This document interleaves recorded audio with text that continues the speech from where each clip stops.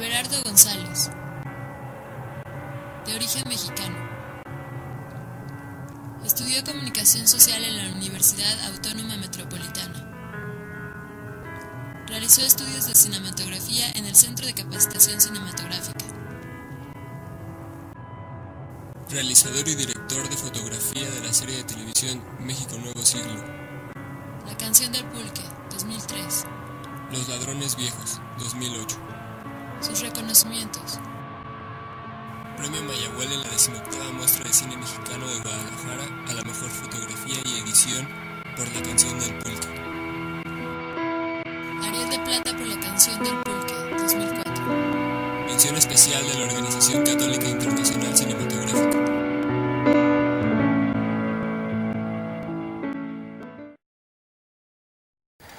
Y a mí se me cruzó el periodo en donde, que eso sí tiene el CCC, afortunadamente, que le da mucha importancia al documental, pero tiene una formación que es como de ruptura, llamaría yo, pues no habla del documental como un subgénero del periodismo, pues, ¿no? O un género de la antropología, o un género de la etnografía, etcétera. Nosotros teníamos un maestro que era Juan Paco Urrusti, que era el que lleva años dando clases allá, y cuando yo entré a la escuela, otro grupo de gente junto conmigo presionamos para hacer un documental que tenía que ver con el MST, el Movimiento Sin Tierra en Brasil, y el EZ en México, y entonces estábamos queriendo hacer una serie de testimonios, o no sabíamos bien qué hacer, pues, ¿no? Si un documental o una ficción o algo así, pero justo estaba el Movimiento Sin Tierra muy fuerte y estaba el EZ muy fuerte en México. Y cuando llegamos con el que entonces era nuestro maestro, nos dijo que estábamos muy verdes para hacer documentales, ¿no?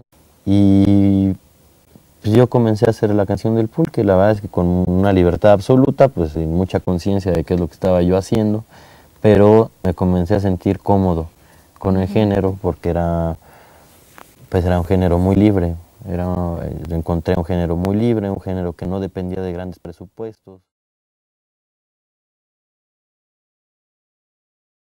Yo es algo que envidio mucho de la generación de los 60s y los 70s, en donde tú tenías una ideología muy férrea y había todo un sistema que pertenecía a ese grupo ideológico que te acogía, pues, ¿no? Que te daba cobijo. Entonces podías decir que no a ciertas cosas, pero había todo un sistema que te aceptaba, ¿no? El día de hoy es muy complicado. El día de hoy se vuelve una ideología de supervivencia, pues, ¿no? De cómo poder desarrollarte. Pero en lo que yo hago creativamente, en lo que a mí me interesa, siempre va de por medio, ¿no? Y yo creo que en cualquier proceso creativo hay parte de la ideología que ahora se entiende muy distinto, ¿no? A lo que son los conceptos ideológicos, ¿no? La serie de Krause, que es inventada por él, con su ideología y con sus negociaciones políticas y con sus intereses, es la serie que mejor paga en este país haciendo documental, ¿no? Mira, lo que pasa es que yo no comencé con una escaleta. O sea, yo encontré un lugar con muchas libertades, que era algo que me gustaba, una especie de refugio, o sea, más allá de lo folclórico, que es una pulquería, y del color que hay en una pulquería y todo ese rollo, a mí una de las partes que más me interesaban de ahí, por eso yo era consumidor habitual de ese lugar, pues, porque era un refugio, era un lugar en donde no hay cuestionamientos ideológicos, ni hay dobles morales, ni hay cuestionamientos sociales. Es un lugar libre, es algo que a mí me atrajo mucho. Yo venía un poco viendo todo el asunto del cine verité y del cine directo, etcétera, en donde no hay que manipular nada. Y entonces yo venía más bien de una formación, por un lado, muy, muy social, pero depende de la sensibilidad que uno tenga también, ¿no? Y comencé yo a encontrar las cosas que me servían para contar un espacio de libertades, un espacio en donde hay relaciones de amor-odio extremos, en donde la gente puede explotar. En el principio no tenía muy claro qué es lo que quería, tampoco con la segunda película, ¿eh? Tenía claro, pero el proceso mismo te va enseñando hacia dónde tienes que ir, ¿no? Yo sabía que tenía que ser una película. Empecé a encontrar más o menos de qué en el proceso, y entonces empecé yo a hablar de mis propios rollos con ¿no? O con el otro. Entonces pues es más fácil que el otro suelte un poco el cuerpo cuando ya uno está soltándolo antes, ¿no? Sí, y la borrachera ayudaba mucho, ¿no? Pero yo tenía 6 meses yendo habitualmente, porque lo que sí sabía yo es que no quería meter una cámara hasta que no fuera yo parte del escenario, pues, ¿no? Entonces, ¿qué me permitió eso? Primero, 6 meses extraordinarios de borrachera, pues, ¿no? Pero por otro lado, que yo fuera un parroquiano más ahí.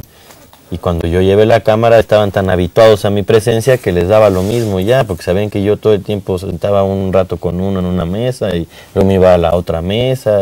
Y bueno, como habíamos platicado algunos de ellos y yo sobre relaciones amorosas, amor-odio y ese rollo, pues ellos se fueron soltando también, ¿no? Y empezaban a hablar con alguien en quien confiaban.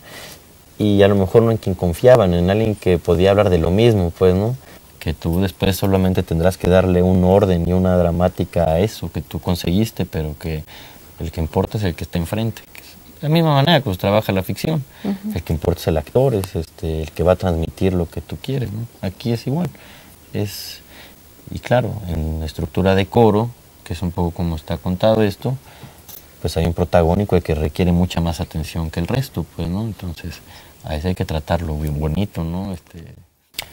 Yo creo que muchos documentales lo pueden hacer, ¿no? Pero un documental no creo que lo haga. Ahora, por supuesto que un gran cúmulo de películas funcionan para eso, pues los gringos son maestros de eso, ¿no? De la generación de conciencias a través del cine, ¿no? Pero son cientos y miles de películas, ¿no? Que a lo largo de la historia nos han bombardeado de una cultura que hace que el día de hoy pensemos como gringos, ¿no? Yo no soy de una tradición en donde lo que busque contar es la verdad, por ejemplo, que es un poco la ruptura que yo tengo con la generación del cinema verité y del cine directo, en donde lo que se buscaba era ser objetivo. Yo prefiero dejárselo eso a la prensa, pues, o a los noticieros, que se supone que eso está en sus códigos éticos, ¿no? Son elementos de la realidad con los que yo voy a tratar de estructurar dramáticamente una película, pero tengo muy claro que lo que estoy haciendo es una película. Entonces, habrá documentales probablemente, o habrá una tendencia del género que lo haya conseguido.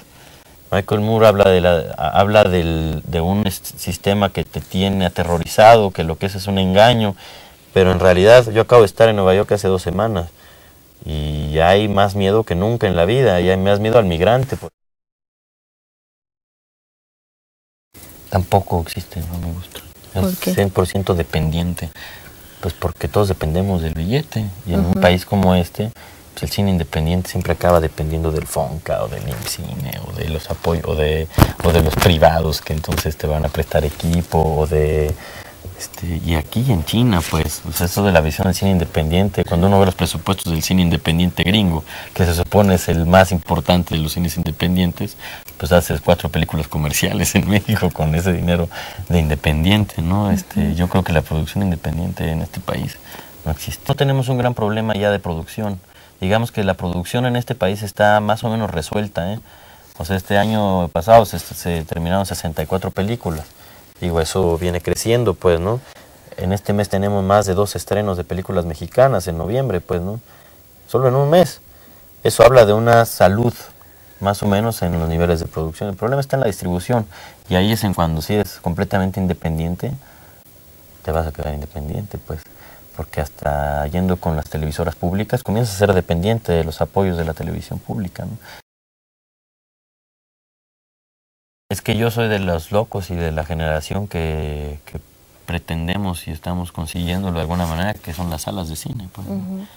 Lo que pasa es que en México también hubo un cambio fuerte, ¿no?